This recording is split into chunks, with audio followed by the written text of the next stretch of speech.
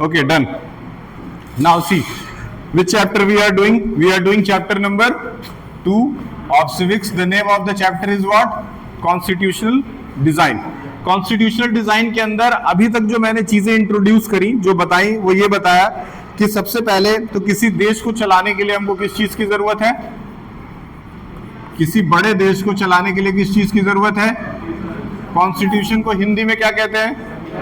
संविधान कहते हैं। अब जाहिर सी बात है कि संविधान के अंदर ऐसा कुछ जरूर लिखा हुआ होता होगा जिसकी वजह से संविधान का महत्व इतना ज्यादा है। तो आखिर संविधान के अंदर है क्या? तो संविधान के अंदर क्या है? Set of rules and regulations. Set of rules and regulation. Set of rules and regulations according to which a country is governed. वो set of rules and regulations हैं जिसके हेल्प से एक देश को चलाया जाता है। इसका मतलब कहीं से ये नहीं है कि उसमें छोटे छोटे कानून लिखे हुए हों। छोटे छोटे कानून मतलब कि कोई चोरी करेगा तो उसको जेल में डाल दिया जाएगा, कोई गाड़ी पे 3 लोग को बैठा के चलाएगा तो उसको अरेस्ट कर लिया जाएगा। ये सारी छोटी छोटी चीजें नहीं लिखी रहती संविधान के अंदर।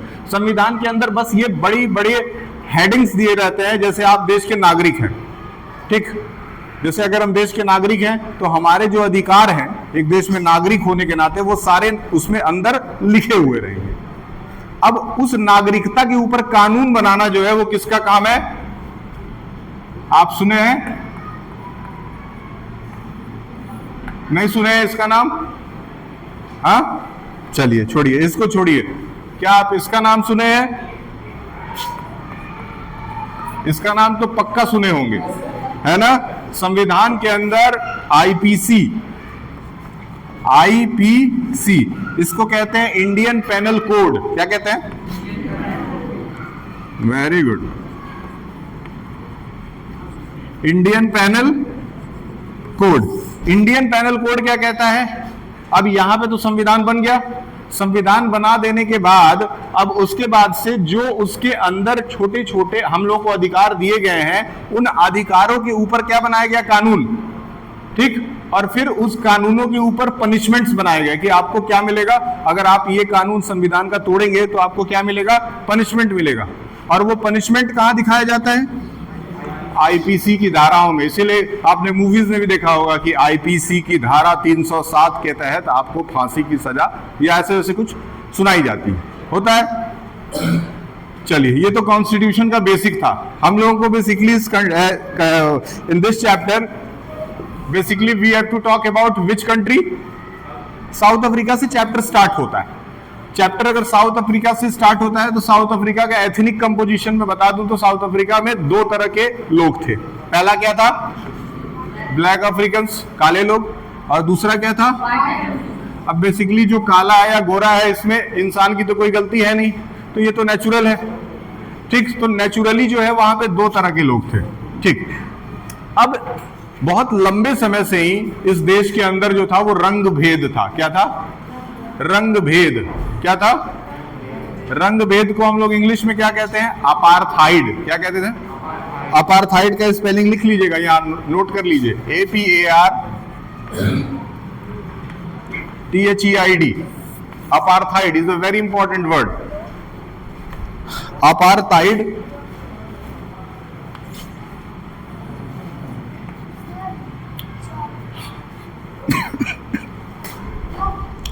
the word apartheid means the peoples who are basically of black origin will be discriminated on the basis of their color। मतलब जो लोग ब्लैक ओरिजिन से बिलोंग कर रहे हैं, जिनका एथनिक कंपोजिशन, जिनका कलर ब्लैक है, उनको वो सुविधाएं, वो रिस्पेक्ट, वो इज्जत समाज के अंदर नहीं दिया जाता था जो इज्जत किसकी थी? व्हाइट पीपल्स की थी। Just because of the colour, just because of their look, बस उनके लुक के कारण इतना बड़ा डिफरेंशिएशन था। तो ऐसा डिफरेंशिएशन कहीं ना कहीं से तो पैदा हुआ होगा, कहीं ना कहीं से तो ऐसा माना गया होगा कि जो आदमी ब्लैक नजर आ रहा है या जो काला हो रहा है वो गंदा है। ये कहीं ना कहीं से तो इसकी शुरुआत हुई होगी।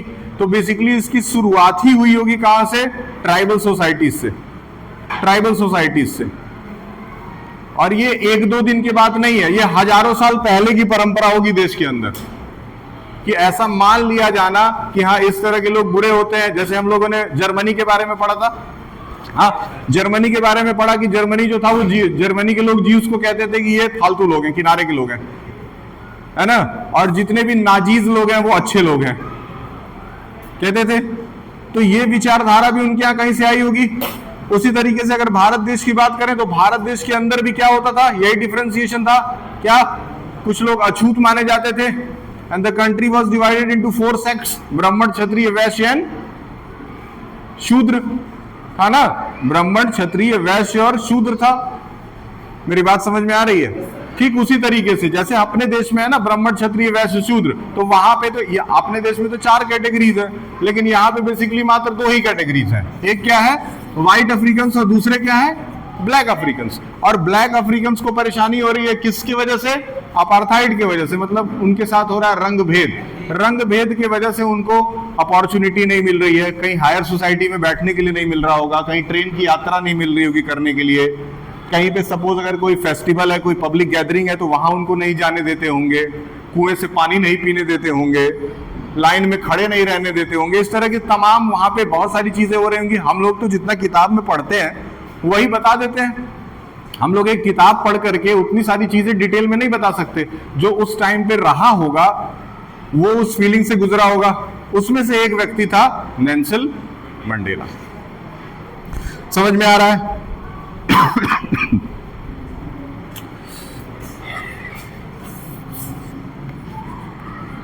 नेल्सन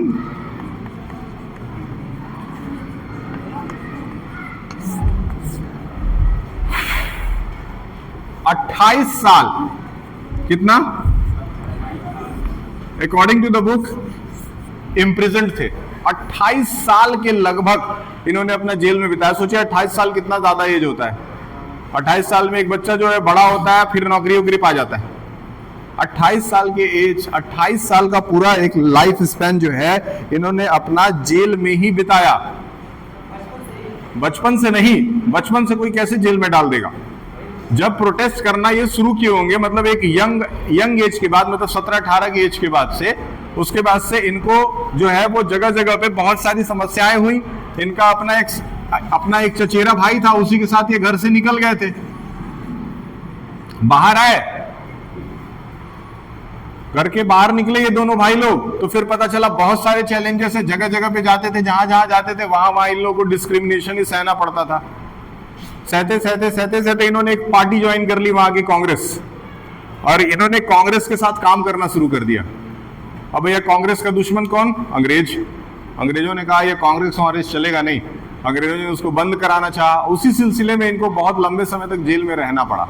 लेकिन जेल के अंदर से भी ये अपार्थाइड के खिलाफ मूवमेंट वहां से लड़ते रहे।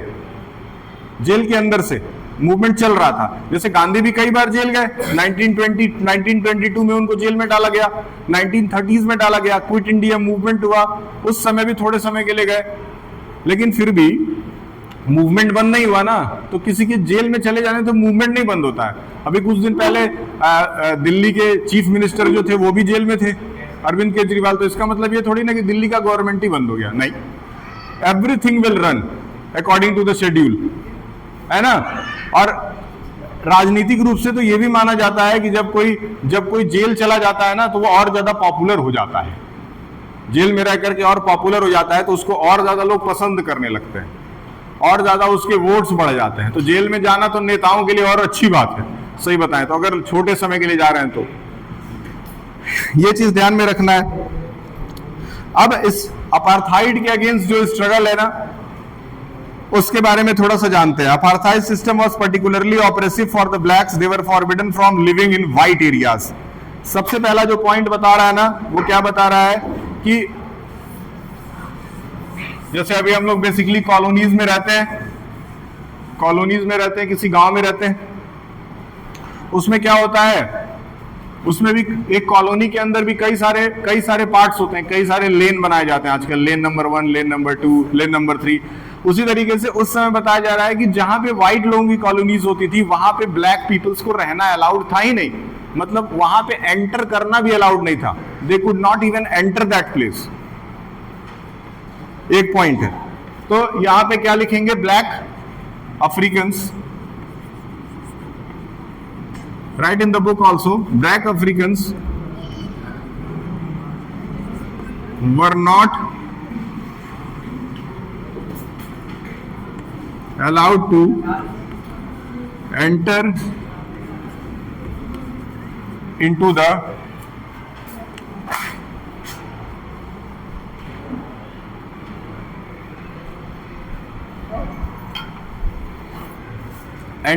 the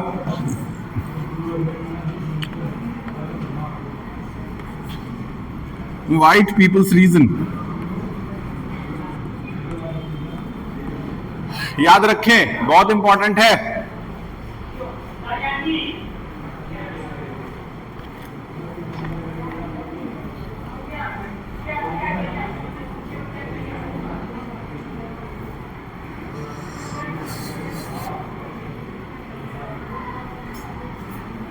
ठीक, उसके बाद कह रहा है ट्रेन्स, ट्रेन्स हो गए, ट्रेन्स,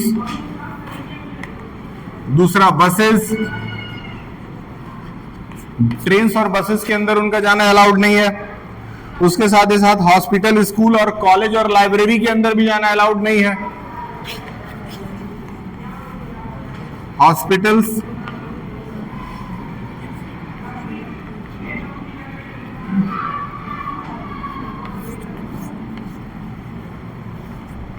कॉलेज,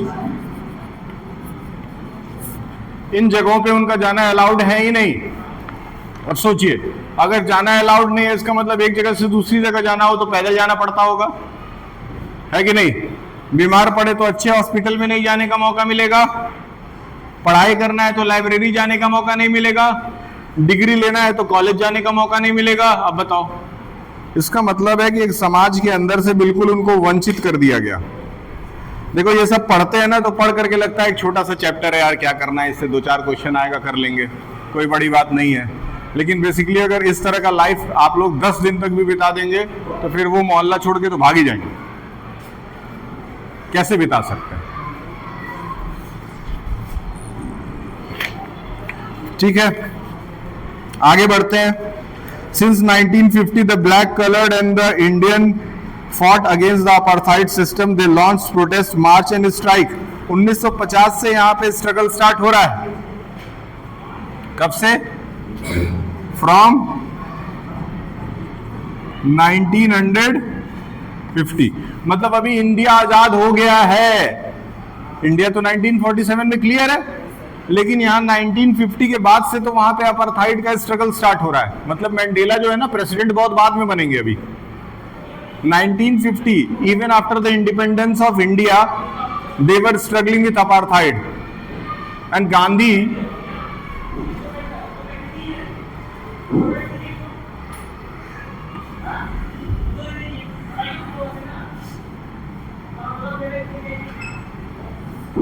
from 1950।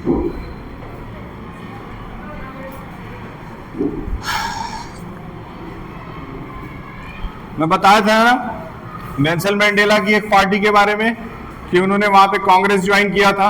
वो पार्टी का नाम जरूर लिख लीजिए, वो आ सकता है एग्जाम में। उस पार्टी का नाम था ANC, अफ्रीकन नेशनल कांग्रेस। लिख लीजिए, अफ्रीकन नेशनल कांग्रेस। ये सब नोट डाउन करिए, चुपचाप बैठे मत रहिए।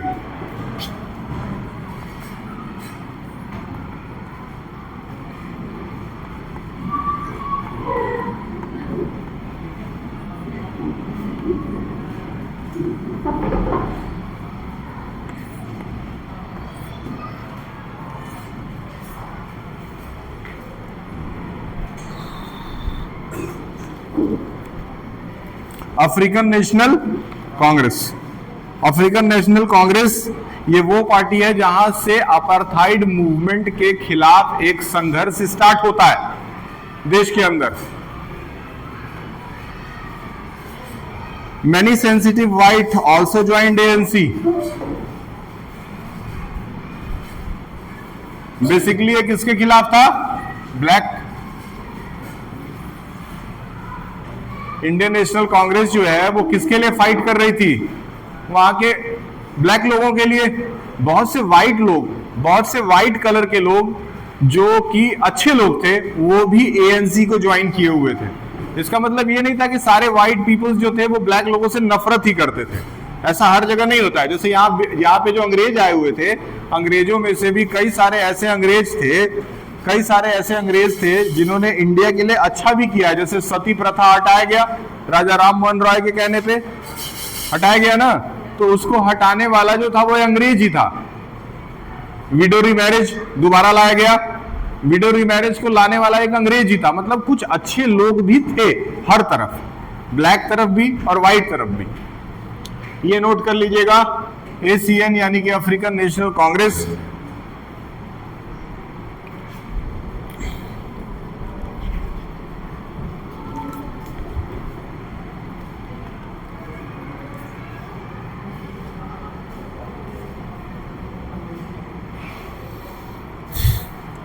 ठीक, फाइनली एक लंबे स्ट्रगल के बाद 26 अप्रैल 1994 को, नोट कर लीजिए, बहुत इंपॉर्टेंट है ये सब।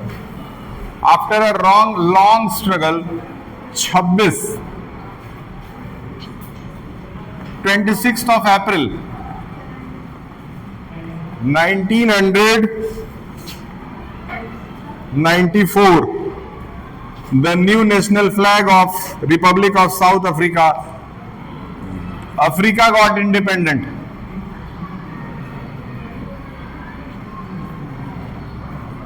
Independence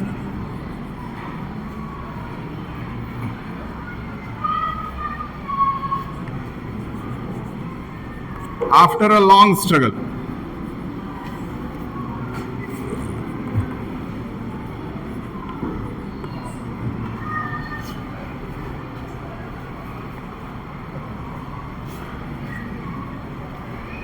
ठीक, 26 ऑफ अप्रैल 1994,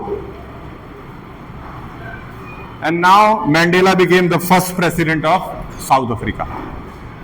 और इसी दिन जो है वो मैंडेला पहले राष्ट्रपति बनते हैं, कहां के? साउथ अफ्रीका के।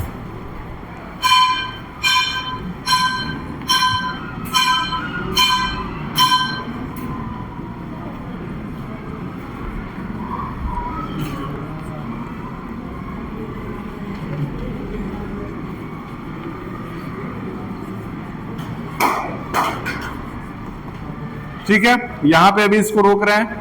इसके नेक्स्ट पार्ट में यहीं से फिर आगे बढ़ेंगे, और ये पूरा चैप्टर जो है ना वो ऐसे सीक्वेंसली हम लोग शूट करके यूट्यूब पे डाल देंगे। वहां से भी पढ़िएगा, अपने बुक से भी पढ़िएगा, जहां से मन करे वहां से पढ़िएगा, बस रिजल्ट अच्छा करना है। ओके।